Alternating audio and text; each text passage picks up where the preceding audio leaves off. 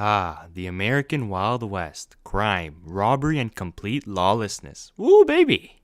Now, what if I told you that Hollywood doesn't really strive for historical accuracy? Oh, I know, tough talk for a fella with a small cock, but hear me out. The American Wild West wasn't even that wild. And actually, as a matter of fact, you can find much wilder places in modern day America, like let's say Chicago. And even worse, there are much more lesser known wilder wests of the world. Let's talk about them. Oh yeah, hit double digits. If that doesn't deserve a like and subscribe, I really don't know what does.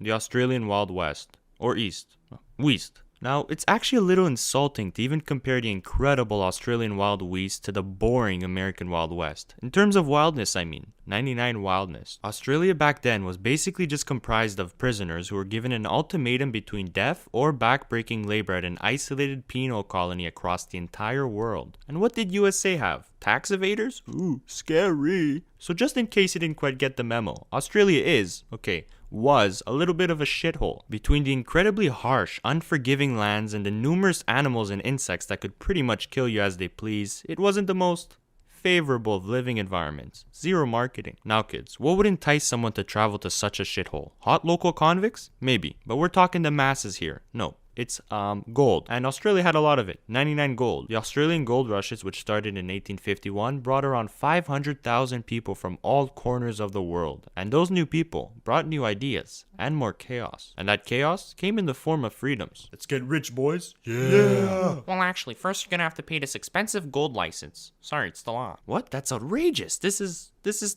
taxation without representation. Yeah. The miners felt that taxation without representation feeling the Americans felt during the American Revolution. And like the Americans, they revolted in what I like to call the mini-American Revolution, or known in Australia as the Eureka Rebellion. The miners took up arms and stood their ground for a little while, until they got severely squashed by the colonial troops. Now, what's your take on this? Do you think that Australia should keep their British watermarked flag, or actually cherish their rich and wild history by taking up the Eureka flag? Let me know down in the comments. Anyways, that wasn't even close to being the wildest part of the Australian Wild West. No, for that, you just need to look at the bushes, and specifically what language they spoke. The bushes spoke English with a particular Irish accent, because you see, when the British colonized Australia, they brought their problems with them. The Irish. The discrimination of Irish people in Australia led to many Irishmen constantly having problems with the law. Now, these men had two choices: back-breaking labor, or make use of how wild the place truly was and jump into the bushes. A lot of men chose the bushes. These men came to be known as bush rangers. Now, bush rangers came in all shapes and sizes, from absolute psychopathic freaks like John Lynch, who snuck up behind people and hacked them with tomahawks, to complete legends like Ned Kelly, a man who would rob banks just to burn down the mortgages. A true hero, I tell ya. Oh yeah, not to mention he also basically inspired Iron Man and built his own armor. Trust me, if you ever on the off chance want to piss off an Australian, just call Ned Kelly a cowboy. And when's the next Emu War? Those two will do the trick. Anyways, these bush rangers became folk heroes for the Australian people because they symbolized the everlasting fight against an unjust and discriminatory system. Wow, you'll have to see it. A wholesome Wild West.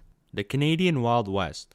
Now, Canada's Wild West was extremely volatile and only gets an 88 overall because, holistically speaking, it evens itself out. You see, it was either absolute fucking carnage, chaos, hell on earth like during the Fraser River Gold Rush, 99 degeneracy, or while extremely tame, well-mannered, and sophisticated like during the Klondike Gold Rush, 99 sophistication. Now, you might be saying, well, how does that work? And to that, I say Mounties and authority. You see, the Mountie were a police force created by the Canadian government to tame the extremely vast and wild new frontier, and maybe not repeat the same mistakes seen in the American Wild West. Plus, any slither of violence or conflict could give American expansionists some ideas of connecting, if you know what I mean. With this, the Mountie were sent on a mission to install order. But what if I told you that the damage was already done? You see, the Fraser River Gold Rush started in 1858, whereas the Mountie were finally created in the 1870s. And a lot can happen during such a period of time. Let's talk about it. So in 1858, around 30,000 miners, mostly from the now gold-depleted California, migrated to the north into what is now modern-day British Columbia for two purposes: to get rich and die trying. But there was one little problem. You see, back then, this region was not yet British Columbia, province of Canada, but New Caledonia, a land that the British lay claim to under the Hudson's Bay Company, governed by Sir James Douglas, of only around 200 employees and over 50,000 indigenous peoples. Now kids, what happens when a dipshit gold-thirsty miner meets an extremely proud and pissed off native person? The exchange of gifts? The making of cupcakes? No. War. The Fraser Canyon War, to grossly oversimplify, resulted in a pretty much total American Californian win and a crippling local indigenous loss, mostly due to smallpox. It's estimated that around 50 all the way to 75% of the local indigenous population died, effectively wiping out the resistance in that region. When Governor Sir James Douglas finally grasped the entire situation, he was mortified. Oh my. For the cost of life and what this could mean for the British. I could only imagine his letter to London went something like, "They're gonna connect." Connect what exactly? New Caledonians, I tell you. So fucking weird. Oh. During the same exact year, New Caledonia became a colony and was named British Columbia. Emphasis on the British. Zero connection. Nice play, Britain. Long story short, like literally every gold rush, the miners fucked off when the gold eventually ran out within 4 years. But hey, at least most of the miners finished with gold by their side. They were both at the bottom of the Fraser River. Damn, that was grim stuff. But time to cheer up with the Klondike Gold Rush. Literally the polar opposite of the shit show that was the Fraser River Gold Rush. Wait a second.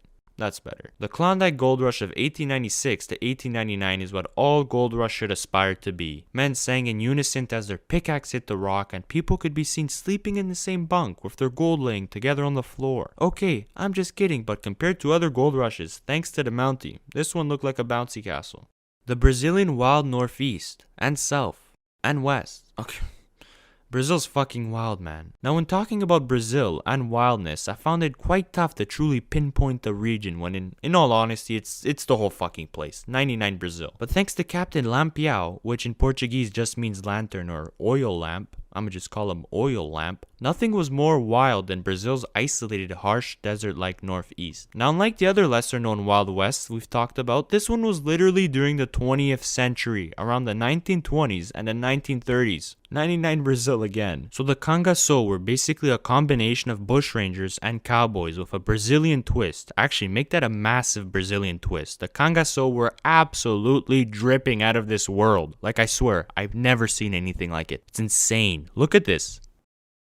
But all jokes aside, the 99 attire actually served a vital role to the Cangaçu's survival. You see, as they were being constantly hunted down by Brazilian authorities, they had to rely upon the villagers for aid and survival. Whether that be in the forms of shelter, food, information, or just money, the Cangaçu needed the poor.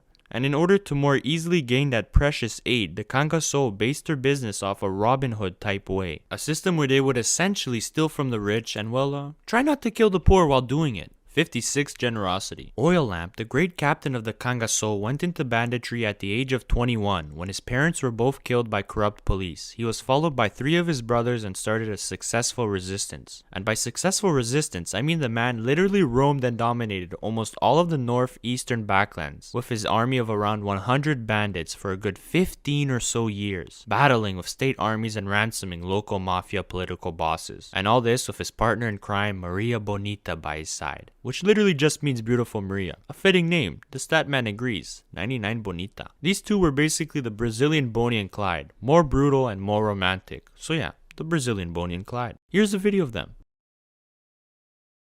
Aren't they cute? Wait, Maria, please don't point that at me.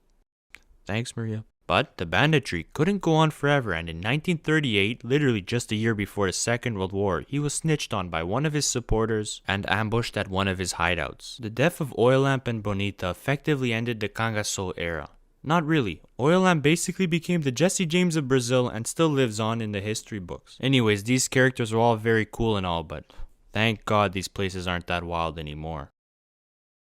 Oops. Most of these places.